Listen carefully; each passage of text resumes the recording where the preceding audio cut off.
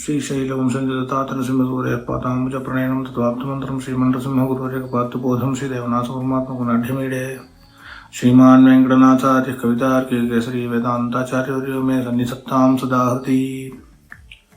तत्त्वमुक्ताकलापे 270तमः श्लोकः।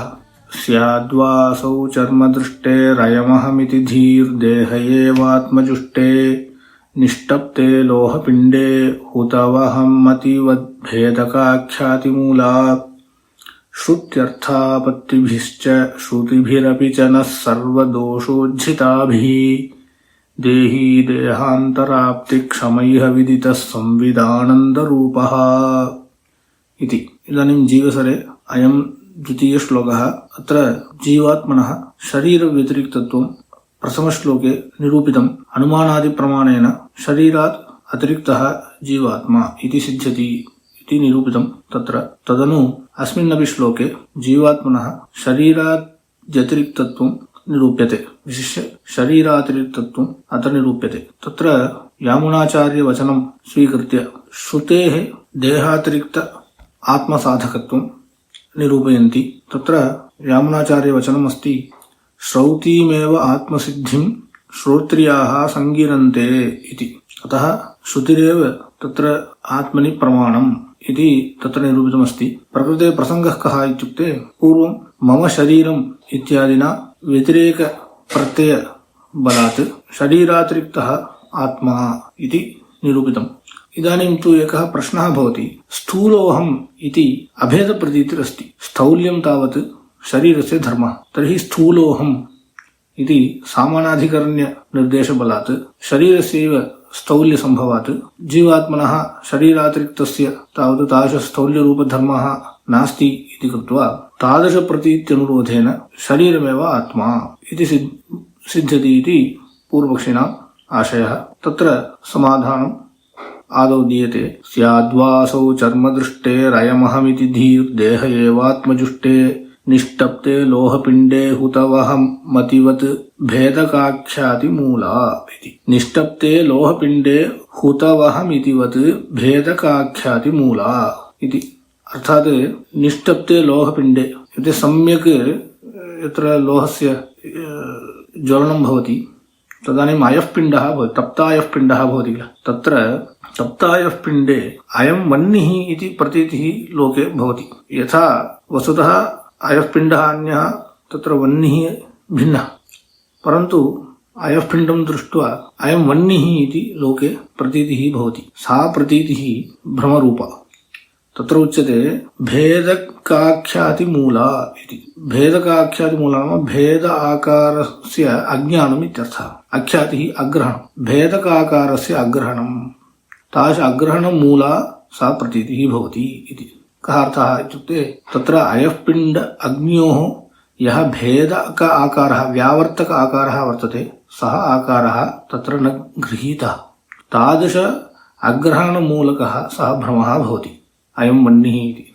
तद्यथा तद्वदेव अयमहमिति धीः अर्थात् स्थूलोऽहम् इत्यादि धीः देह एव आत्मजुष्टे आत्मसहिते शरीरे एव इयं प्रतीतिः भवति, सापि प्रतीतिः भ्रमरूपा एव इति। तत्र चर्मदृष्टेः इत्युक्तम्। चर्मदृष्टिः नाम स्थूलदृष्टिः इत्यर्थः। अर्थात् सूक्ष्मदृष्टिः नास्ति। सूक्ष्मदृष्टिः इति इत्यनेन अत्र विवेकिनः उच्यन्ते। अर्थात् विवेकिनां तावत् स्थूलोऽहम् इत्यादि प्रतीतौ तावत् भेदक आकार ज्ञानं तेषाम् अस्ति इति कृत्वा तेषां तावत् तत्र शरीरे स्थौल्य ज्ञानमेव भवति, न तु आत्मनि।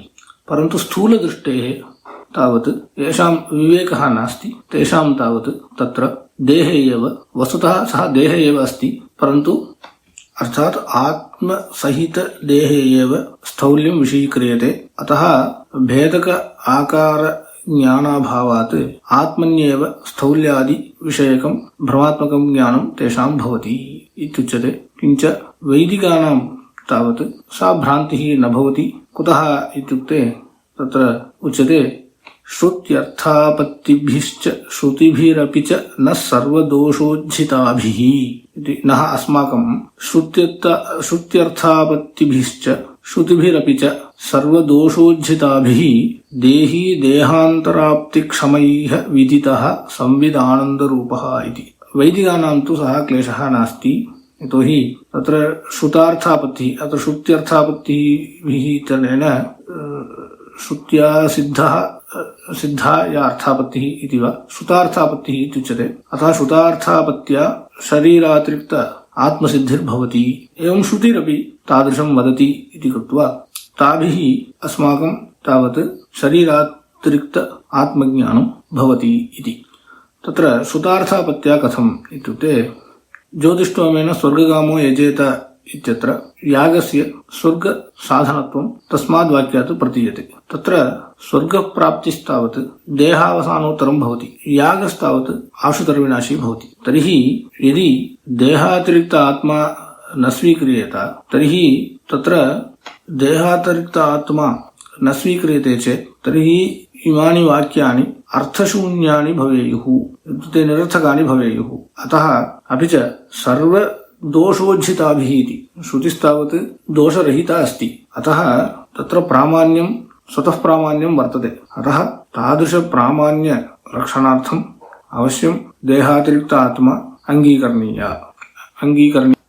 एवं श्रुतिरपि जीवात्मनः ज्ञान आनन्दस्वरूपत्वं प्रतिपादयति। तदेव वदति देही देहान्तराप्तिक्षमैः विदितः इति। यदि शरीरातिरिक्त आत्मा न स्वीक्रियते तर्हि देहान्तराप्तिक्षमः न भवेत् देही इति।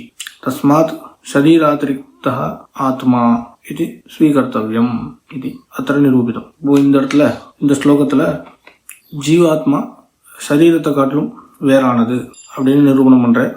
இதுக்கு முன்னாடி ஸ்லோகத்திலேயே ஜீவாத்மா சரீரத்தை காட்டிலும் வேறானது அப்படின்னு ஒரு சில யுக்திகளால நிரூபணம் பண்ணேன். இப்போ இந்த ஸ்லோகத்துல ஸ்ருதி பிரமாணத்தினால ஜீவன் சரீரத்தை காட்டிலும் அதிரிக்தமானது அப்படின்னு சாதிக்கிறேன். இப்போ இங்க ஒரு கேள்வி வந்து, முன்னாடி ஸ்லோகத்துல ஒரு கேள்வி வந்தது, மம சரீரம் அப்படின்னு, என்னுடைய சரீரம் அப்படின்னு பிரதீதி இருக்கிறதுனால ஜீவாத்மா வேற சரீரம் வேற, ஏன்னா ரெண்டும் ஒன்னா இருந்ததுன்னா அகம் சரீரம்னு வரணும். அந்த மாதிரி சாமானாதிகரண்ய பிரதீதி இல்ல, மம சரீரம்னு விதிகரணமான பிரதீதி இருக்கிறதுனால ஜீவனானவன் சரீரத்தை காட்டிலும் வேறானவன் அப்படின்னு நிரூபணம் பண்ணார். அப்ப அந்த இடத்துல ஒரு கேள்வி வருது, ஏன் ஸ்தூலோகம் அப்படின்னு பிரதீதி இருக்கு, பருத்தவன் நான் குண்டார் இருக்கேன் அப்படின்னு ஒரு பிரதீதி இருக்கு. இந்த இடத்துல ஸ்தௌல்யம் தெரிகிறது. இந்த பிரதீத்தினால ஸ்தௌல்யம் விஷீகரிக்கப்படுறது. அந்த ஸ்தௌல்யம்ன்றது வந்து சரீரத்தில் இருக்க தர்மம். ஆத்மாவுக்கு இந்த ஸ்தௌல்யம்லாம் கிடையாது. அப்படி இருக்கச்சு ஸ்தூலோகம்னு சாமானாதிகரண்ய பிரதீதி வருது இல்லையா? அப்போ இந்த சாமானாதிகரண்ய பிரதீத்தினால சரீரம் தானே ஆத்மா அப்படின்னு தெரியறது. ஏன்னா இங்க அகமர்த்தம் ஆத்மாவை சொல்றது, அகம் சப்தமும் ஆத்மாவை சொல்றது. அதனால சரீரத்தை தானே ஆத்மான்னு இந்த பிரதீதி விஷீகரிக்கிறது அப்படின்னு ஒரு கேள்வி. இந்த கேள்விக்கு பதில் சாய்க்கிறேன். சியாத்வா அசௌ சர்மதிருஷ்டே ரயமகம் இதி தீஹி அப்படின்னு இந்த இடத்துல என்ன சொல்றாரு அப்படின்னா, இந்த பிரதீதி நான் குண்டானவன் அப்படின்ற பிரதீதியானது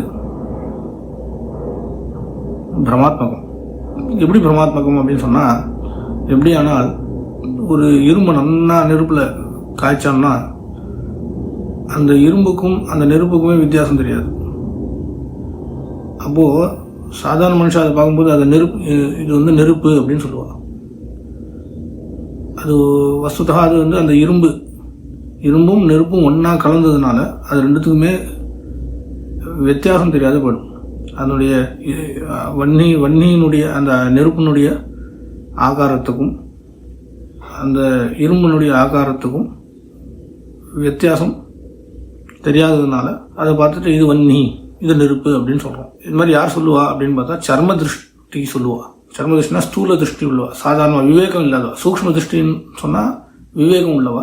இங்க வந்து சர்ம திருஷ்டின்னு சொன்னதுனால ஸ்தூல திருஷ்டி. அப்போ விவேகம் இல்லாதவாளுக்கு அந்த இடத்துல என்ன வருது அப்படின்னா நெருப்புன்னு, அது வந்து அயஃப் பிண்டம், அந்த இரும்பு பிண்டம் அது. ஆனா அதை பார்த்துட்டு நெருப்பு அப்படின்னு பிரதீதி அவளுக்கு வருது. அப்போ அதனுடைய பேதத்தை தெரிஞ்சுக்காததுனால, அதனுடைய வித்தியாசத்தை தெரிஞ்சுக்காததுனால அவளுக்கு அந்த மாதிரி பிரதீதி வருது. அது எப்படி வருதோ அதே போல ஸ்தூலோகம் அப்படின்ற இடத்துல அந்த ஆத்மாவோடு சேர்ந்து அந்த சரீரத்துக்கு தான், அங்க அந்த சரீரத்தை தான் அது விஷீகரிக்கிறது. அத சரீரத்துல ஸ்தௌல்யத்தை ஸ்தௌல்யம் வஸ்துதா சரீரத்துல தான் ஸ்தௌல்யம் இருக்கு. அப்போ ஆத்மாவோட சேர்ந்த சரீரத்துல அது விஷீகரிக்கிறது. அதனால சரீரம் தான் ஆத்மா அப்படின்னு அவளுக்கு எந்த ஒரு அந்த பிரதீதியானது பிரமாத்மமான பிரதீதி. ஏன்னா ஆத்மாவில் ஸ்தௌல்யம் கிடையாது, சரீரத்தில் இருக்க ஸ்தௌல்யம் தான் அங்கே விஷீகரிக்கிறது. ஆனால் அது ஆத்மாவில் இருக்கிறதா விஷீகரிக்கிறது அப்படின்னா அதனுடைய பேதத்தை தெரிஞ்சுக்காததுனால, சரீர ஆத்ம விவேகம் இல்லாததுனால இந்த மாதிரி பிரதீதி வருது. இந்த பிரதீதி பிரமாத்மகமான பிரதீதி அப்படின்னு சொல்கிறேன். ஆனால் விவேகிகளுக்கெல்லாம் ஸ்ருதி பிரமாணத்தினாலையும் ஸ்ருதினால அர்த்தாபத்தி பிரமாணத்தினால, அதாவது சுதார்த்தாபத்தின்னு சொல்லுவா, அந்த சுதார்த்தாபத்தி என்ற பிரமாணத்தினால தேகத்தை காட்டிலும் சரீரத்தை காட்டிலும் அத்திரிக்தமானது ஜீவாத்மா அப்படின்னு தெரிகிறது. ஏன்னா ஆளவந்த அரிசி சுக்தி இருக்கு, ஸ்ரௌதிமேவ ஆத்மசித்திம் ஸ்ரோத்ரியாக சங்கீரந்தே அப்படின்னு. அப்போ ஸ்ரௌதிமேவ ஆத்மசித்திம், ஆத்மா எப்படி ஆத்மான்னு ஒரு வஸ்து இருக்குன்றது எப்படி தெரியுதுன்னா ஸ்ருதி சொல்றது. ஸ்ருதினால ஆத்மாவுடைய அனுமானத்தினாலாம் தெரிஞ்சுக்கலாம். ஆனா பிரத்யட்சம் அனுமானம்லாம் ரொம்ப பிரதிஷ்டிதமான பிரமாணம் சொல்ல முடியாது. ஆனா ஸ்ருதின்றது சுதந்திர பிரமாணம். அதனால அந்த ஸ்ருதி மூலமாக நமக்கு ஜீவனானவன் தேகத்தை காட்டிலும் அத்திரிக்தமானவன் அப்படின்றத தெரிஞ்சுக்க முடியும் அப்படின்னு. அது இந்த இடத்துல ரெண்டு கர்மகாண்டத்துல அர்த்தாபத்தினால தெரிஞ்சுக்கலாம் ஸ்ருதி வாக்கியத்தினால. ஞான காண்டத்துல சாட்சாதேவ இந்த உபனிஷத்துலாம் சாட்சாதாவே ஜீவனுடைய சொரூபம் சொல்லப்பட்டிருக்கு. அதுல ஞான காண்டத்துல கர்மகாண்டத்துல சொல்லும்போது எஜேத சொர்க்க காமஹா அப்படின்னு இருக்கு. அப்போ சொர்க்கத்தை விரும்புறவன் யாகத்தை பண்ண வேண்டும் அப்படின்னு சொல்றது. இப்போ யாகம் பண்ணி முடிச்ச உடனே சொர்க்கம் கிடைக்கிறது இல்ல, தேகாவசானத்துக்கு அப்புறம் தான் அங்க சொர்க்கம் கிடைக்கிறது. அப்போ உடனே கிடைக்கிறது இல்லை அப்படின்றதுனால அப்போ இந்த தேகம் தான் ஆத்மான்னு சொன்னோம்னால் தேகம் தான் போயிடுவேன், போனா சொர்க்க அப்படின்ற பலத்தை நம்மளால அனுபவிக்க முடியாது போயிடும். அப்போ அந்த வாக்கியங்கள்லாம் இந்த யாகம் பண்ணா சொர்க்கம் கிடைக்கும் அப்படின்ற வாக்கியங்கள்லாம் ஒரு அர்த்தமும் இல்லாத நிரர்த்தகமா போயிடும். ஏன்னா தேகம் தான் போயிடுது, அப்போ யார் அனுபவிக்கிறது? அப்ப இதுல என்ன தெரியுது அப்படின்னா தேகத்தை காட்டிலும் ஒரு போக்தா இருக்கான். தேகாவசானம் ஆனாலும் அவன் வேற ஒரு தேகத்தை எடுத்துண்டு அந்த பலத்தை ஜென்மாந்திரம் இல்லைங்க, வேற ஒரு தேகத்தை எடுத்துண்டு சொர்க்க பலத்தை அனுபவிக்கிறான் அப்படின்னு சொன்னாதான் இந்த வாக்கியங்கள்லாம் விட்டும். ஏன்னா இந்த வாக்கியங்கள்லாம் நிரர்த்தகமா போயிடும். தேகம் தான் போயிட்டு போனதுக்கு அப்புறம் எப்படி சொர்க்கம் கிடைக்கும்? தேகமே ஆத்மான்னு சொன்னா சொர்க்கம் பிராப்திலாம் நமக்கு கிடைக்காம போயிடும். அதனால்தான் தேகாந்தராப்தி க்ஷமஹா இல்லையா, தேகி தேகாந்தராப்தி க்ஷமஹா. அப்போ தேகத்தை காட்டிலும் அத்திரிக்தமான ஒரு தேகி, அவனுக்கு தேகாந்தரத்தை அடையக்கூடிய ஒரு சாமர்த்தியம் இருக்கிறதுனால தேகத்தை காட்டிலும் ஒரு ஆத்மா அங்கீகரிக்கணும். அப்ப இந்த வாக்கியத்தினாலேயே நமக்கு இது அனுபவத்தி பிரதிசந்தான பூர்வகமா நமக்கு தேகத்தை காட்டிலும் ஆத்மா அத்திரிக்தம் அப்படின்றத சித்திக்கிறது. இது கர்ம காண்டத்துல சொல்லப்பட்டிருக்கு. இதனால என்ன தெரியுதுன்னா தேகத்தை காட்டிலும் அத்திரிக்தமான ஆத்மா அப்படின்னு தெரியுது. ஆனா சம்பிதானந்த ரூபா அப்படின்னு அதனுடைய சொரூபம் என்ன அப்படின்னு கேட்டோம்னா அது உபனிஷத்துல சொல்லப்பட்டிருக்கிற ரீதியா சம்பித ஆனந்த ரூபா ஞானஸ்வரூபம், அதே மாதிரி ஆனந்த ஸ்வரூபம், ஜீவனுடைய ஸ்வரூபம் ஞானஸ்வரூபம், சைத்தன்ய ஜீவனே சைத்தன்ய ஸ்வரூபமா இருக்கான், அதே மாதிரி ஞானஸ்வரூபமா இருக்கான், அதே மாதிரி ஆனந்த ஸ்வரூபமாகவும் இருக்கான் அப்படின்னு இங்க சாய்க்கிறேன்.